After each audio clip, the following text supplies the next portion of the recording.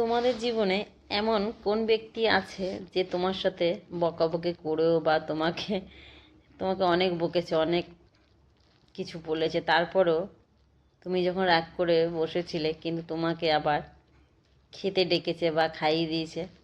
সেই ব্যক্তিগুলো কারা তোমরা কি জানো? তারা হচ্ছে আমাদের মা বাবা, তাই না? সত্যি কথাই আমি কথা বলছি কিন্তু আমার চোখে জল চলে আসছে। আর হয়তো একমাত্র যার কপাল ভালো তার স্বামী,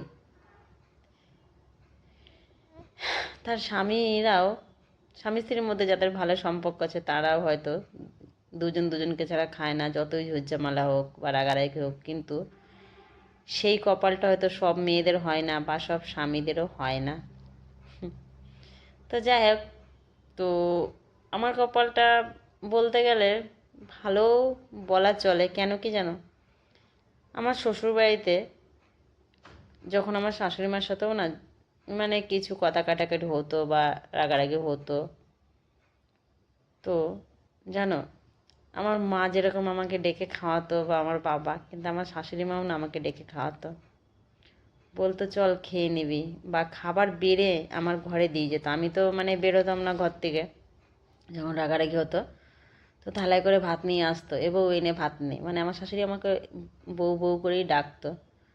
তো সত্যি কথাই, তোমাদের কারোর এরকম শাশুড়ি মা আছে? কেন আমি অনেকেই শুনেছি যে মা মা হয় আর শাশুড়ি শাশুড়ি হয়, কিন্তু জানো আমি না শাশুড়ি বা মায়ের মধ্যে কোনো তফাৎ বুঝিনি। সত্যি কথাই, মানে এটা একদম বাস্তব সত্যি কথা। বা এই ভিডিওটা হয়তো আমার আশেপাশে যদি কেউ দেখে তারা জানবে যে আমি কতটা সত্যি বলছি। হয়তো অনেকে ভাববে যে আমি মিথ্যে বলছি, না মিথ্যে বলছি না। যাই হোক, আমাদের সম্পর্কটা ওরকমই ছিল। তো চলো বন্ধুরা, একটা ভাত একটা নিরামিষ তরকারি করেছি। চলো টাটা, রাধে রাধে।